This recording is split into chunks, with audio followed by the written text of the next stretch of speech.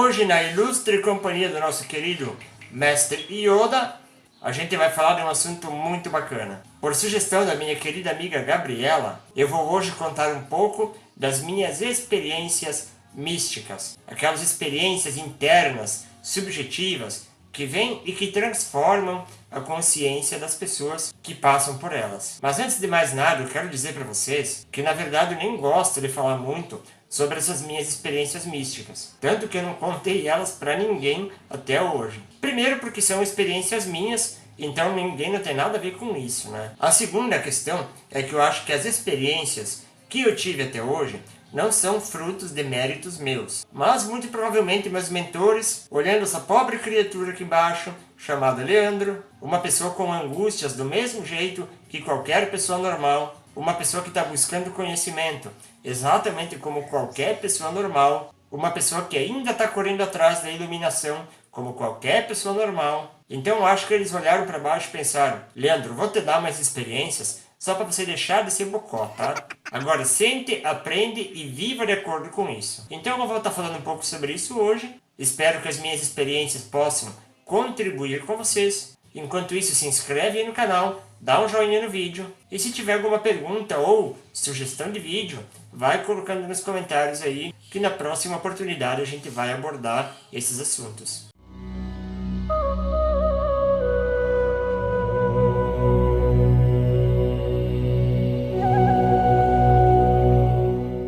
Bom, pessoal, as questões ligadas a experiências místicas, ou experiências transpessoais, ou experiências espirituais, religiosas, como muitas pessoas preferem chamar, existem duas questões ligadas a elas. A primeira é que eu passando para vocês as minhas experiências, eu não posso estar passando a verdade daquilo que eu vivi. Eu posso estar passando apenas um pouco do conhecimento, ou apenas um pouco da informação que eu absorvi naquele momento. Para você conseguir entender e essa experiência se tornar uma realidade para você, você também precisa passar por essas experiências. É por isso que o caminho espiritual ele é individual para cada um de nós, porque cada um precisa construir e despertar segundo as suas próprias experiências. E o segundo lance ligado às experiências místicas é que é muito difícil, mas muito difícil mesmo, qualquer pessoa que passa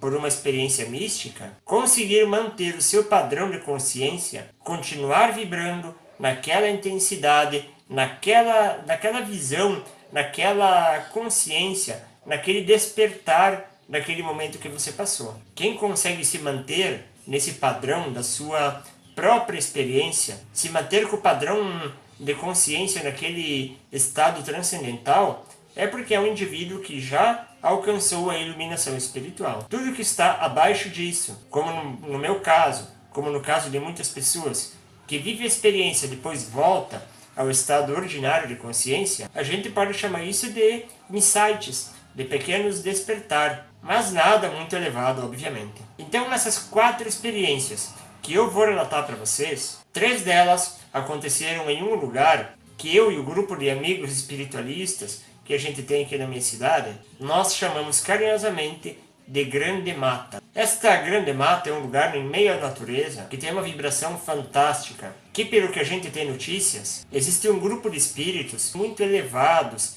que estão ligados àquele ambiente. Então cada vez que a gente vai lá, com o propósito da meditação, esse grupo de espíritos eles conseguem intervir em nosso favor, das mais variadas formas, seja em curas físicas, seja em pequenos insights, em algum tipo de despertar, coisas que aconteceram comigo, inclusive. Então a primeira experiência que eu tive lá, e que eu quero contar para vocês hoje, se eu não me engano foi no ano de 2015, exatamente na mesma semana que eu estava me preparando para lançar o meu 3º livro. Naquela semana eu estava muito ansioso, muito angustiado, porque era a semana de lançamento do meu livro e eu estava responsável de tudo que estava ligado ao evento de lançamento do livro. E eu lembro que eu estava preocupado. Cara, será que as pessoas vão ir? Será que vai ter aceitação? Será que vai ser um evento bacana? Será que as pessoas realmente vão gostar disso? E eu lembro que aquela experiência, então, mística que eu tive, eu pude, de certa forma, sentir a diferença entre a temporariedade das coisas e o aspecto atemporal da nossa consciência.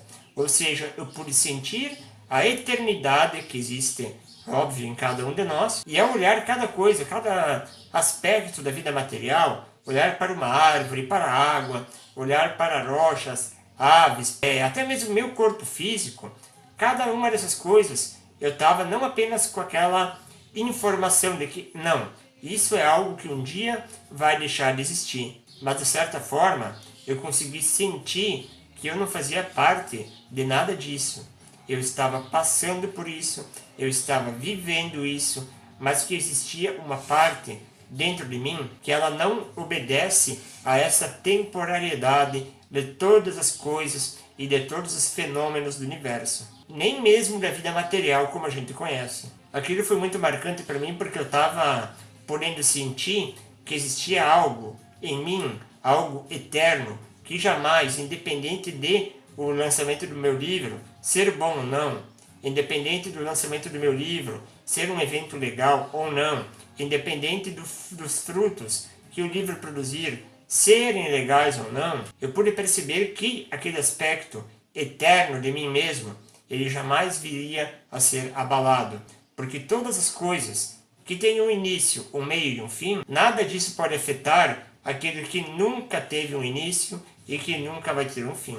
Então é uma questão de a gente aprender a não se identificar com as questões da vida material, que muitas vezes a gente se abala por coisas que faz parte da eterna transição de fenômenos que a gente experimenta. Esse corpo físico que a gente tanto preza, que a gente tanto quer manter em forma, que a gente tanto tem medo de perder no evento da morte, isso está marcado, não tem jeito. Algum dia ele vai deixar de existir. Teve um momento histórico que ele teve um começo, então vai ter um momento histórico que ele vai ter um fim, e não tem o que fazer.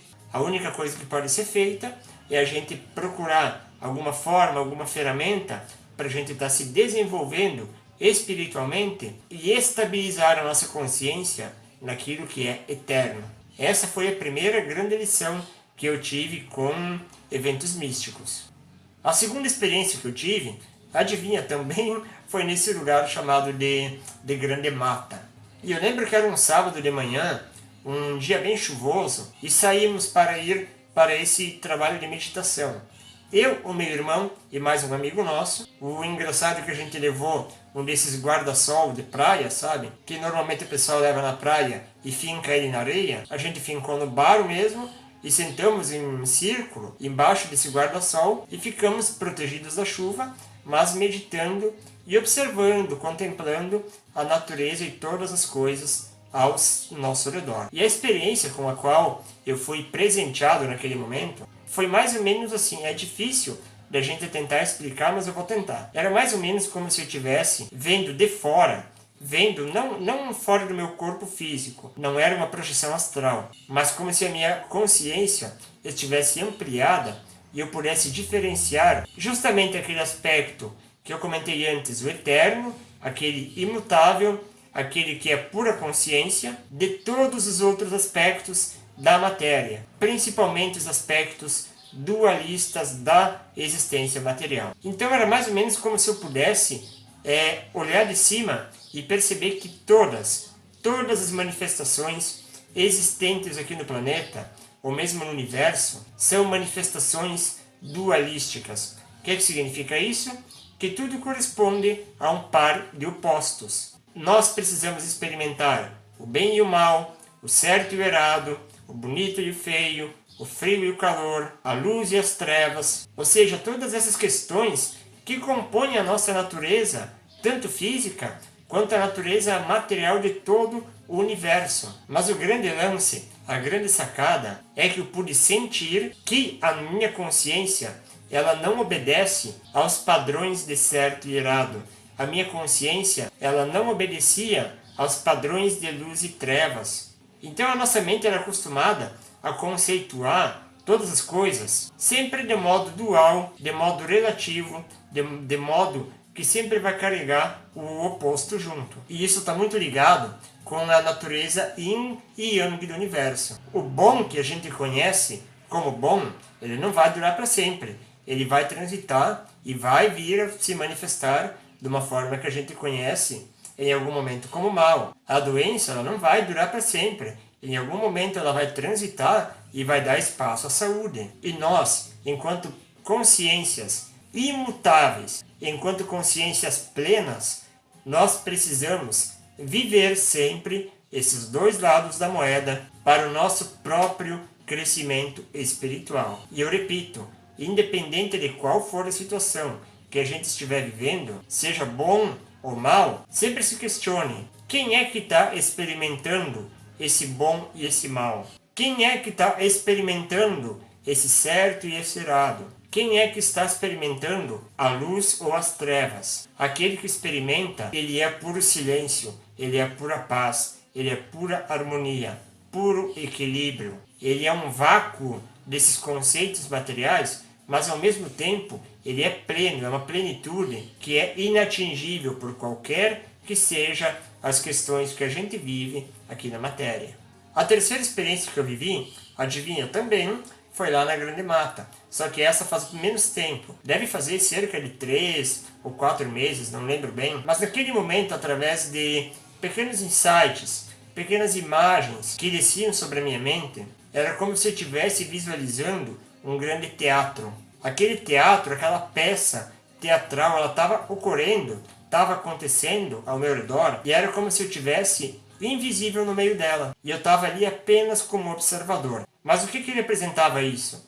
Naquele momento, a grande lição é que aquele teatro, aquele movimento de peças, de pessoas, aquele movimento todo que acontecia, é como se fosse a nossa vida aqui na matéria. Cada um de nós, quando nós estamos encarnando, assumindo um projeto reencarnatório, nós estamos assumindo um papel. Nós estamos assumindo um papel, pode ser de engenheiro, pode ser de mecânico, pode ser de comerciante, pode ser de professor. Só que o grande lance é que você não é esse ator. Você não é esse papel que você está vivendo. Mas mesmo assim você precisa viver com ele. Então qual o grande segredo da nossa elevação espiritual? Se não viver esse papel, permitir harmoniosamente que as outras pessoas vivam o papel que elas vieram viver. E o principal, se focar no nosso papel enquanto atores desse grande teatro, viver plenamente esse papel,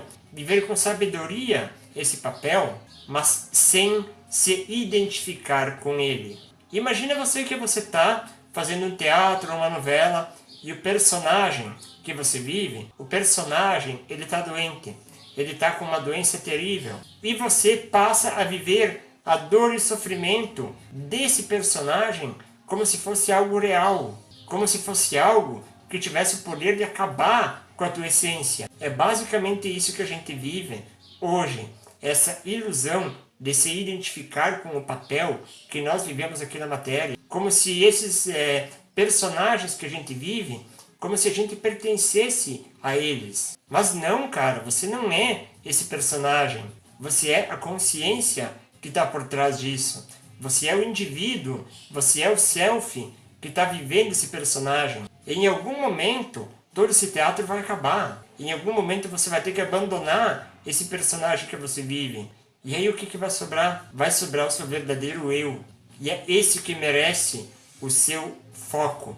É esse que merece a sua atenção. E tem uma outra coisa importante também. Porque as outras pessoas, elas estão vivendo o papel delas. Elas estão vivendo o teatro delas, mas quem disse que você tem o direito de interferir no papel das pessoas? Quem disse que você tem o direito de tentar forçar que essa pessoa desperte, que essa pessoa acorde, que essa pessoa viva sob o seu conceito, sob o seu ponto de vista, sob o seu despertar? Isso é uma forma de a gente aprender a respeitar as pessoas como elas são, porque elas estão vivendo o papel delas. Talvez elas tenham que passar uma vida inteira vivendo esse papel para somente depois que o seu teatro acabar, ela realmente perceber que nada daquilo foi ela, que ela esteve aqui apenas vivendo uma experiência. Mas quem somos nós para decidir se é ou não o momento da pessoa despertar? Pense nisso. E a minha quarta experiência foi justamente essa semana. Eu estava fazendo um treinamento, foi até engraçado, porque eu estava fazendo um treinamento para o despertar da minha terceira visão, um treinamento para a abertura dos chakras. E eu lembro que enquanto eu estava nesse trabalho, nesse foco, nessa concentração, eu pedia para os meus mentores: olha, vocês podiam aparecer para mim, né? Eu estou me esforçando tanto, estou fazendo tanto por isso. Me deem uma prova que vocês estão comigo. Bem aquela coisa de São Tomé, sabe? Que precisa ver para acreditar. E aí então eu continuei mentalmente, mas pedindo: olha, façam alguma coisa, me dão uma pequena prova, qualquer que seja. E eu terminei o treinamento, fui para a cozinha, fui fazer o meu jantar, depois eu deitei no sofá, comecei a assistir qualquer coisa na televisão, e eu lembro muito bem que uma onda de energia muito forte, muito poderosa, começou a me envolver todo. Uma onda de amorosidade, de alegria, uma coisa de plenitude, que fazia muito tempo que eu não vivia, começou a envolver toda a minha consciência, começou a envolver todo o meu ser. Era como se eu pudesse sentir a mim mesmo fora do meu corpo, não apenas nos limites do meu corpo. Era como se eu pudesse me identificar com cada coisa aqui da matéria, como se eu pudesse sentir que o mesmo divino que está em mim estava em cada coisa aqui da matéria, desde animalzinho de estimação, como também nos familiares, nas pessoas próximas. E daí naquele momento eu lembrei justamente do pedido que eu estava fazendo para meus mentores, para me darem uma pequena prova de que eles estavam me acompanhando. Eles não se materializaram, não se manifestaram de uma forma visível ou tangível, mas se manifestaram de uma forma muito melhor, me fazendo tomar consciência de que onde quer que eu esteja, onde quer que você esteja, Deus, essa verdade absoluta, ela está conosco. Não existe possibilidade de a gente ir para que lugar que for, para qualquer lugar do universo, sem que essa verdade, sem que essa consciência suprema esteja conosco, porque ela é a nossa própria essência. Então acho que eles quiseram dizer para mim: olha, Leandro, deixa de ser essa topeira, vive a tua vida aí, cara, espalha alegria, continua vivendo as tuas experiências, continua aprendendo, porque você só vai sair ganhando. E claro, a gente vai estar sempre contigo. E por favor, leva isso adiante para que o pessoal saiba que eles também, onde quer que eles estejam, nós sempre vamos estar com todos. O recado por hoje é esse. Espero que eu possa ter ajudado cada um de vocês na sua busca. Muita paz a todos. Namastê. Até o próximo encontro. E que a força esteja com você.